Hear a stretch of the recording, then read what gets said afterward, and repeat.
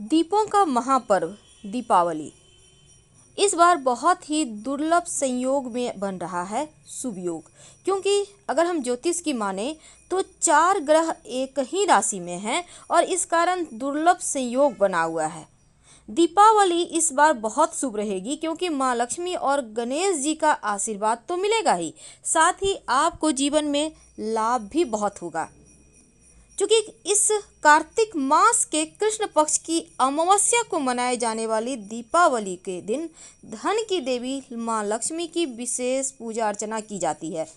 और इस दिन जो 4 ग्रह हैं वो तुला राशि में रहेंगे, सूर्य, बुध, मंगल और चंद्रमा भी। इसलिए ये शुभ योग बहुत ही खास है। ज्योतिष शास्त्र में शुक्र को लग्जरी लाइफ सुख सुविधाओं का कारक ग्रह माना जाता है और माँ लक्ष्मी की पूजा से शुक्र भी मजबूत होता है, जीवन में शुभता बढ़ता है, सुखों को भोग पाते हैं।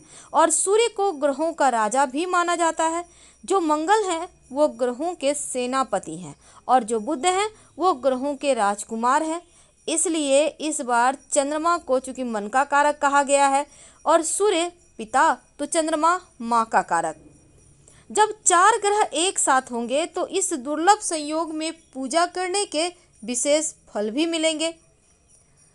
क्योंकि हमारे हिंदू धर्म में दीपावली का जो पर्व है वो धनतेरस से ही शुरू हो जाता है और इस दिन भगवान गणेश की पूजा भी की जाती है। तो पहले विघ्नहर्ता भगवान गणेश की पूजा होगी, फिर सुखों को देने वाली माँ लक्ष्मी की पूजा होगी और दीपावली के दिन महानिशीत काल में माँ काली का पूजन करने का विधान है। अब कार्तिक मास की अमावस्या की तिथि है तो इस दिन आप पूजन कैसे करेंगे कि जीवन में खुशियाँ आएगी, वो टोटका कौन सा है जो जीवन के कष्ट मिटाएंगे? पुरानी झाड़ू का टोटका। जैसा कि आपको पता है, जो दीपावली के दिन आप लक्ष्मी को घर के अंदर लाते तो हैं, पर साथ ही दरिद्रता को बाहर करना भी आवश्यक होता है, उसको आप भूल नहीं सकते। तो दरिद्रता रूपी जो परेशानी है उसको बाहर करने का विधान है। लेकिन इस दिन चूंकि माँ काली की पूजा होती है और इसके पीछे एक मान्यता है कि राक्षसों का वध करने के बाद जब महाकाली का क्रोध कम नहीं हुआ तो भगवान शिव खुद उनके चरणों में लेट गए और भगवान शिव के शरीर स्पर्श मात्र से ही देवी महाकाली का गुस्सा खत्म हो गया। तो उनके शांत रूप माँ लक्ष्मी की पूजा की शुरुआत भी इसी दिन हुई है। दीपावली की रात को महानिशा रात कहा जाता है। इस रात बहुत सारे तंत्र क्रियाएं होते हैं, सिद्धियां प्राप्त की जाती हैं। क्योंकि रात के समय निगेटिव एनर्जी कुछ ज़्यादा ही घूमती है और ख़ासकर अमावस्या तिथि हो तो ये प्रभाव ज़्यादा हो जाता है और जब उसको पानी आप डाल देते हैं तो वो तृप्त होकर वहाँ से हट जाती हैं और फिर आराम से आप पूरे दिन कार्य करें, कोई दिक्कत नहीं है। पूरे घर की सफाई फिटकरी मिले हुए पानी से करवाएं, चाहे आपको घर धुलवाना हो या पोछा लगवाना हो। इसके बाद 1 लोटा या किसी पात्र में पानी में 1 चुटकी हल्दी डालकर पूरे घर में छींटा डलवाएं, सकारात्मक ऊर्जा बहती रहे। पितृदेवों को प्रसन्न करने के लिए इस दिन विशेष प्रयोग भी किए जाएंगे। तो पितृदेवों की तृप्ति के लिए अमावस्या तिथि के दिन विशेष प्रयोग होते हैं और जो व्यक्ति पितृदेवों की शांति कराता है, उन्हें अर्पित करता है, जैसे कि उन्हें उनके लिए तर्पण करता है, उनके निमित्त दान पुण्य करता है, उनके जीवन में कभी कोई परेशानी नहीं आती। तो एक छोटा सा प्रयोग कीजिएगा पितृदेवों की शांति के लिए। क्या करेंगे? देखिए, आप किसी भी शनिदेव के मंदिर में जाएं या फिर पीपल के वृक्ष के नीचे जाएं। अब वहाँ पर जाकर आप ओम शं शनैश्चराय नमः इस मंत्र का जप करें या फिर ओम नमो भगवते वासुदेवाय का जप करें। ऐसा करने से आपके ऊपर शनिदेव की और पितृदेवों दोनों की कृपा मिलती है। क्योंकि अमावस्या तिथि के दिन अगर आप नई झाड़ू खरीद कर लाते हैं, यानी कि 3 झाड़ू आपको लाना है और 3 झाड़ू आप लाकर आप 1 झाड़ू भी ला सकते हैं, लेकिन जोड़ों की संख्या में झाड़ू मत खरीदिएगा, जैसे कि 2-4 नहीं खरीदना चाहिए। आप 1 ही झाड़ू ले आइए और लेकर किसी भी पास के मंदिर में जाएं। झाड़ू में थोड़ा सा कुमकुम लगा दीजिएगा और सफ़ेद धागा बांध दीजिएगा और ले जाकर किसी भी मंदिर में जाकर इसी झाड़ू से पहले सफाई करें और फिर उस झाड़ू को वहीं पे छोड़ के आप भगवान को प्रणाम करके चले आएँ। जब भी ये प्रयोग कीजिएगा तो अर्ली मॉर्निंग कीजिएगा, एकदम सुबह सुबह, जैसे लोग आपको देखे नहीं टोके नहीं। और साथ ही एक छोटा सा प्रयोग इस दिन और भी किए जाते हैं। आप किसी भी हनुमान जी के मंदिर में स्नान वगैरह करके जब आप पितृदेवों के निमित्त जल अर्पित कर लें, भगवान सूर्य को जल अर्पित कर लें, तमाम प्रयोग कर लें, तब हनुमान जी के मंदिर जाइएगा और सिंदूर और चमेली का तेल मिक्स करके उनको चोला अर्पित कीजिएगा, जो पुरुष हैं, और जो महिलाएं हैं उनको लाल पुष्प अर्पित करेंगी। शनि दोष भी समाप्त होगा, जीवन की कष्ट भी, परेशानियां भी समाप्त हो जाएंगे। अगर आपको लगता है कि आपके सभी ग्रह आपके विरुद्ध ही चलते हैं, कभी आपको सुख ही नहीं मिला, कई बार ऐसा होता है, हर तरह से आप परेशान हैं, तब इस दिन सुख समृद्धि प्राप्त करने के लिए एक छोटा सा प्रयोग कीजिएगा। एक लाल रंग का कपड़ा ले लें, एक आप केले का पत्ता ले लें, केले के पत्ते पर लाल कपड़ा रखें, उस पर एक मुट्ठी मसूर का दाल रखें और एक झाड़ू लेकर किसी भी देवी माँ के मंदिर में चले जाइए। देवी माँ मतलब माँ दुर्गा के मंदिर, माँ काली के मंदिर, पास में जो भी भगवान देवी की मंदिर है वहाँ चले जाएं, शीतला मंदिर भी जा सकते हैं, और वहाँ पर जाकर रखाइए।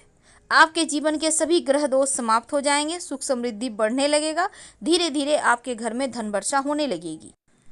दीपावली की शाम कुछ करें या ना करें, रात में भी कर सकते हैं, 5 दिया घी का जरूर जलाएं। 5 दिया, एक अपने घर के मंदिर में, दूसरा माँ लक्ष्मी गणेश जी के पास, तीसरा तुलसी जी के पास, चौथा भगवान शिव के मंदिर में। और किसी भी शिव जी के मंदिर में शाम के समय आप जाइए, 11 सफ़ेद पुष्प ले लीजिएगा और 11 बेलपत्र और एक झाड़ू, नया झाड़ू ले जाकर शिव जी के मंदिर में रखाएं।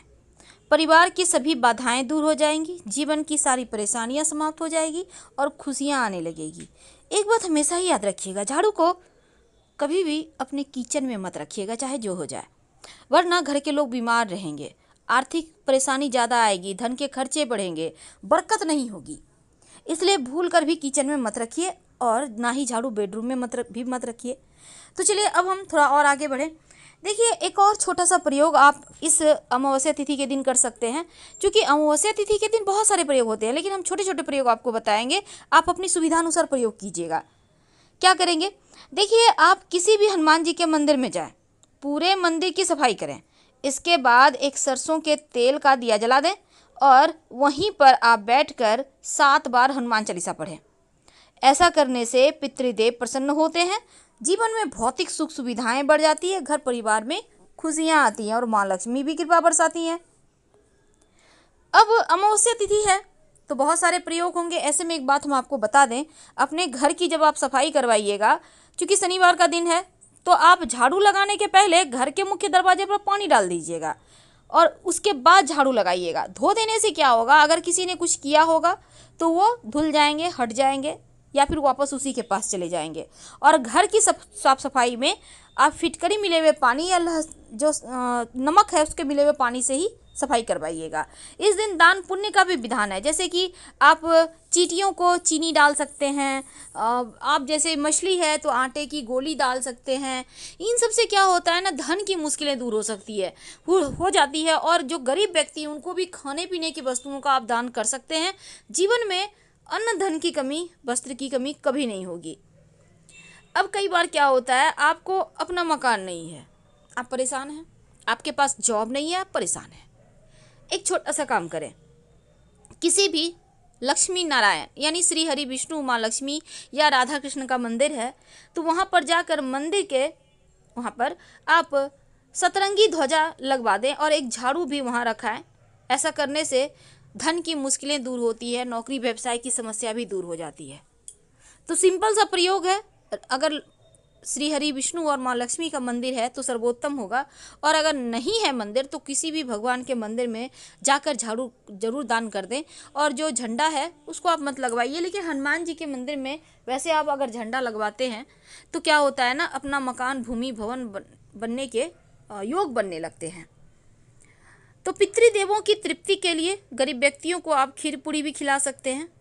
और एक बात याद रखिएगा, किसी व्यक्ति विशेष को झाड़ू का दान कभी मत कीजिएगा, नहीं तो लेने के देने पड़ जाएंगे, जीवन में मुश्किलें बढ़ जाएगी, धन की समस्या परेशान करेगी और वहाँ से आप बाहर नहीं निकल पाएंगे।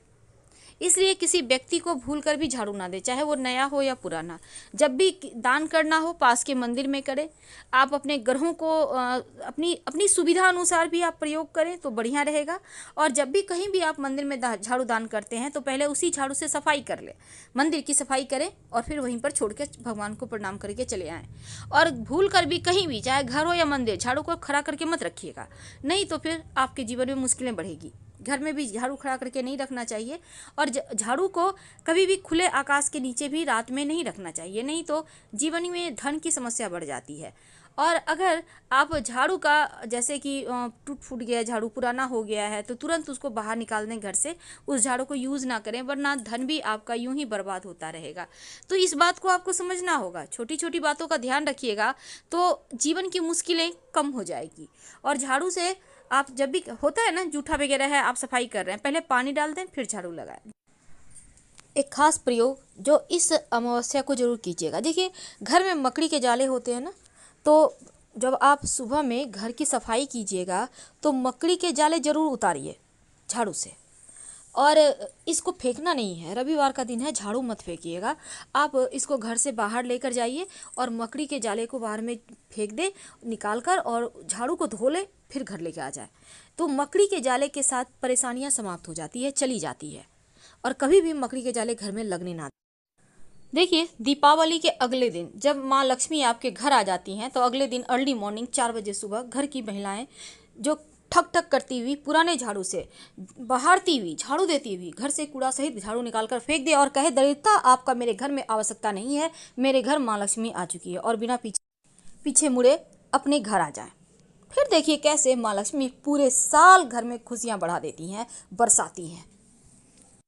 दीपावली के अगले दिन भोर के समय, भोर यानी सुबह 4 बजे, जब आप दीपावली की रात माँ लक्ष्मी की पूजा कर लेंगे, उन्हें बुला लेंगे अपने घर, फिर आप सुबह 4 बजे ठक ठक करते हुए पुरानी झाड़ू से दरिद्रता को घर से बाहर निकालें, यानी कि झाड़ू लगाते हुए कूड़ा के साथ बाहर कर दें और कहिए आपका यहाँ कोई आवश्यकता नहीं है, हमारे घर माँ लक्ष्मी आ चुकी।